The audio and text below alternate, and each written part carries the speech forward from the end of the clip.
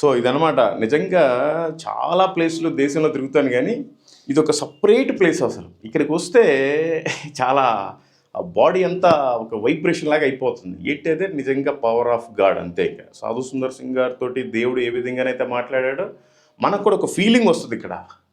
అంత మంచి పవర్ నేను అనుభవించా. వచ్చినప్పుడల్లా లాస్ట్ టైం కూడా అనుభవించా, ఇప్పుడు కూడా అనుభవించా.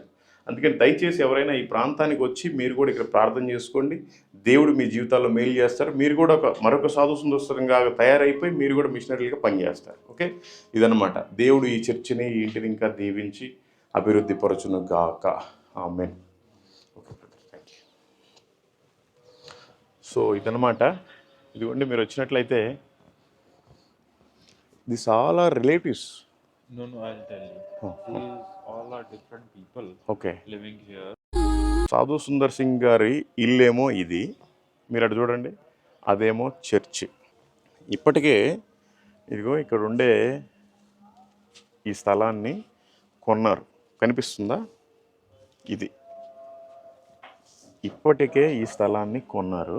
అది కూడా అక్కడ కనిపిస్తుంది కదా, ఆ కొత్తగా ఇటుకలతోటి కట్టింది, అది కూడా ఆల్రెడీ వీళ్ళదే. అయితే ఈ బిల్డింగ్ ఇప్పుడు కావాలి.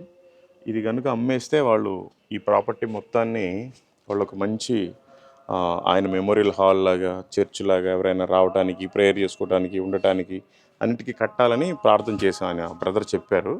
సో కాబట్టి మీరు కూడా మీ ప్రార్థనలో గుర్తు చేసుకోండి. ఇది విషయం. కిందకి వెళ్దాం ఒకసారి.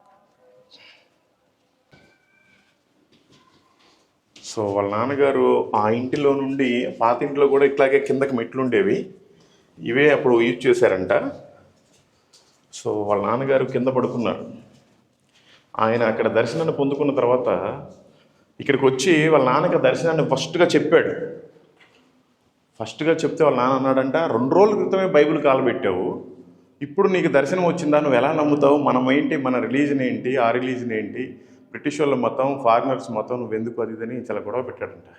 అయినా కూడా ఆయనే మార్గము, ఆయనే సత్యం, ఆయనే జీవమని కళాఖండిగా ఆయన ఇంట్లోనే గ్రిప్పు పొందాడు వాళ్ళ నాన్న ముందు. సో అదనమాట.